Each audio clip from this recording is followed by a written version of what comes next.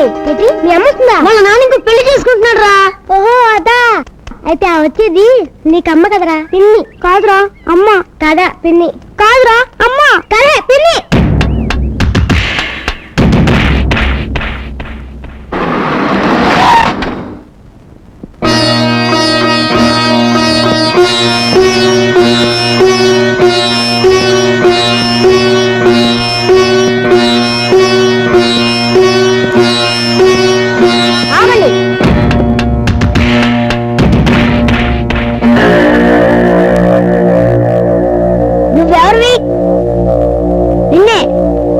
అమ్మవా పిన్నివా?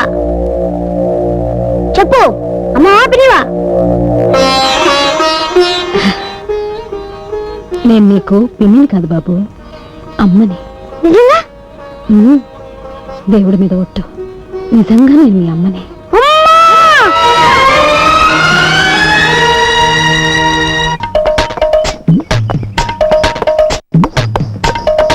ఎంత ఇల్లు! అమ్మో అమ్మో అమ్మా నాగు, నా అనురాగపు వాగు, నా అమ్మ కన్న పేగు, నా చెల్లి, నా బంగారు తల్లి, నా ఆడబిడ్డ, నా ముద్దు బిడ్డ, నా పట్టు గుడ్డ. అయినా సెల్లో ఎంత ఈకైపోయావంటే నా తల్లి. వీకైపోవడం ఏమిటి నీ మొహం? వీసడు చిక్కిపోతేను. మరే అన్నయ్య, నేను వచ్చింది నిన్న, ఒక్క రోజులోనే చిక్కిపోయానా? లోపలికి రండి. చూడు వదినమ్మా, మీ అన్నగారి ప్రాణాలన్నీ నీ మీదే. 24 గంటల్లో 42 సార్లు చెల్లి చెల్లి అని కలవరించాడు. Blood relation. రోజు దుగ్గిరాల దున్న పోతులా 3 వేసి కంచాలు లాగించేవాడా? నిన్న 2 కంచాలే తిన్నాడు పురుషుడు. Blood relation. ఇదేనా రావటం? అవును బావగారు, మా సెల్లమ్మని ఇడిచిపెట్టి నేను ఉండలేక, నన్ను ఇడిచిపెట్టి మీ సెల్లమ్మ ఉండలేక, పొలం పుట్ర గొడ్డు గోద నగ నట్ర అన్ని వదులుకుని వచ్చేసాం. అయ్యా అయ్యా, పెళ్లికి మేము ఊరు వచ్చినప్పుడు మీకు మీ అన్న గోదా పుట్ట నత్త తప్పితే గొడ్డు పొలం నగ ఉన్నట్లు ఏమీ కల్పించలేదే. శర్మ గారు క్షమించండి. బావగారు, మీరు ఊ అంటే మా సిస్టర్ని చూసుకుంటూ ఇక్కడే డాగ్స్ లాగా పడుంటాం. మీరు మా కూడు కూడా పెట్టక్కలేదు. ఏదో మీరు తిని పారేసిన మేక మటనం కోడి చికెను తింటూ చెల్లి బావ అంటూ భజన చేసుకుంటూ మూల పడి ఉంటాం. చూడండి బావగారు, మాకు మాత్రం అయిన వాళ్ళు ఎవరున్నారు చెప్పండి? ఇదంతా మీలే అనుకుని హాయిగా ఉండండి. మీరు మీరు ఎంత మంచి బావగారు. స్నానం అది చేసి కాసేపు రెస్ట్ తీసుకోండి, నేను అలా బయటికి వెళ్ళి పని చూసుకొస్తాను. ఏ పని మీరు చూసుకోండి, మా పని మేము చూసుకుంటాం. రావదినా? అయ్యా యా, తమ నామధేయం? వాలేశ్వరరావు. ఓహో, తమ తల్లిదండ్రులకు నా పాదాలు వందనాలు బాబు. ఎందుకు బాబు? పదాయి వాళ్ళ మీద వాలిపోయే మీ గుణాన్ని ముందే కనిపెట్టి వాలే అది పేరు పెట్టినందుకు. Blood relation.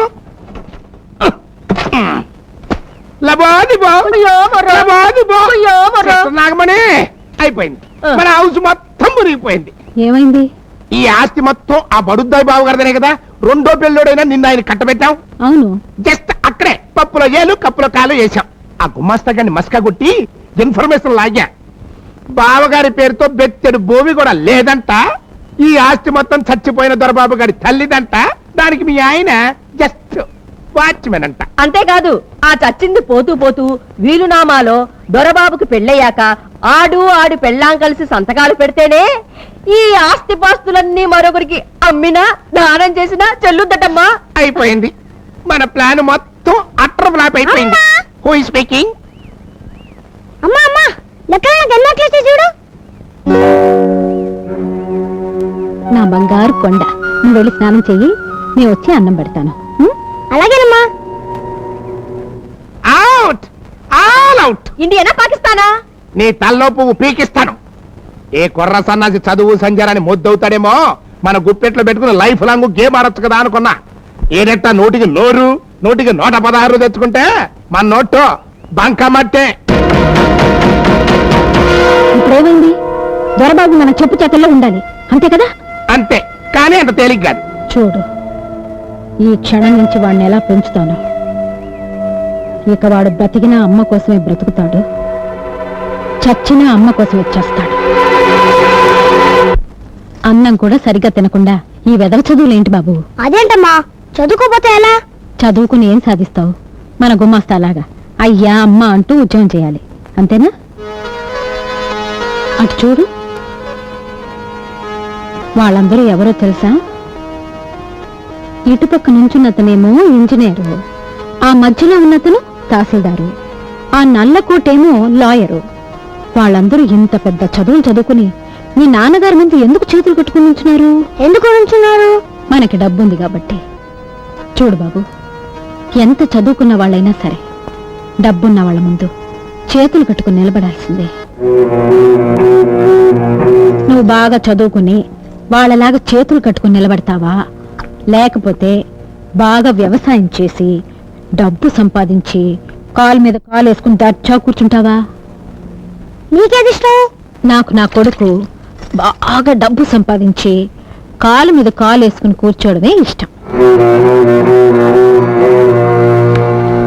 సరస్వతీ నమస్తుభ్యం వరదే కామరూపిణి విద్యారంభం కరిష్యామి సిద్ధిర్భవతు మే సదా.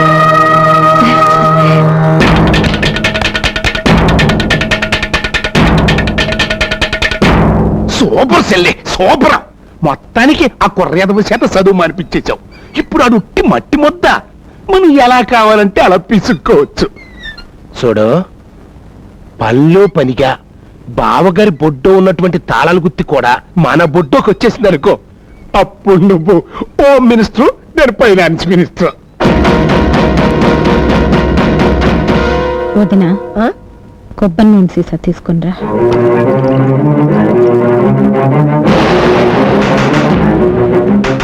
ఏమండి, భోంచేతురు కానీ రండి. వస్తున్నా.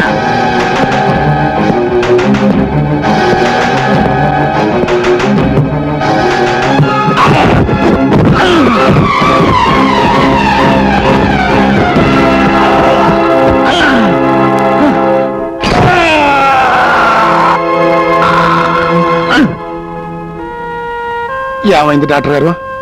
ఆయనకేం ప్రమాదం లేదు కదా? సారీ అమ్మా, వెనుపసు విరిగిపోయింది. ఈయన ఇంకా నిలబట్టం నడవటం చాలా కష్టం.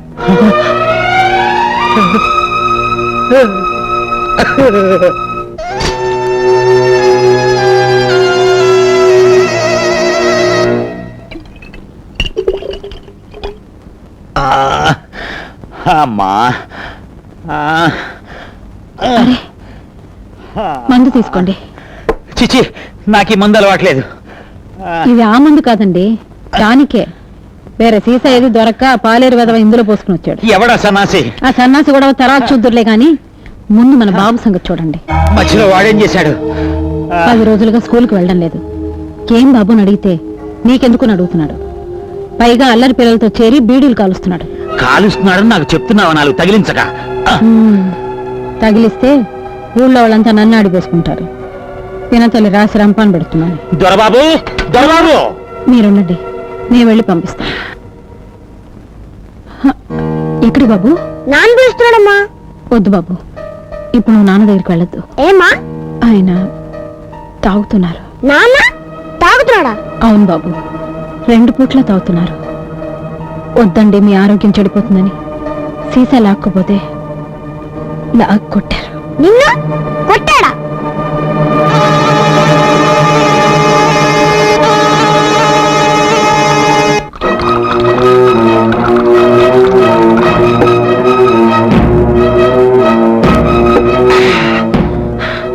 ఎరా, కొత్త అలవాట్లు నేర్చుకుంటున్నావుట? ఏ, నువ్వు నేర్చుకోవడం లేదా? మాటకి మాట ఎదురు చెప్తున్నావు రాస్కెల్. బాగుపడాలని లేదా? నీకు బాగుపడడం లేదా? ఎంత పొగర్రా నీకు! నాకేం చెప్తావా? ఏమిటండి ఇది? ఎందుకండి వాళ్ళని అలా బాగుతున్నారు? వదలండి. ఏంటి బావగారు? ఈయన వాళ్ళని చూస్తుంటే బాబుని కొట్టి చంపేశారన్నారు. వదలండి. మీరు అడ్డు రాకండి. సిస్టర్, పెద్దల బాలకం చూస్తుంటే చెక్కినట్టుగా ఉంది. రేయ్ బాలి, నీ నాలికి కోసేస్తాను. అది చూసా పిచ్చి పట్లు. సిస్టర్, దూరం ఉండు, కరుస్తాడు. రేయ్, నిన్ను నిన్ను చంపేస్తాను. అమ్మ పడుతో చంపేస్తాను.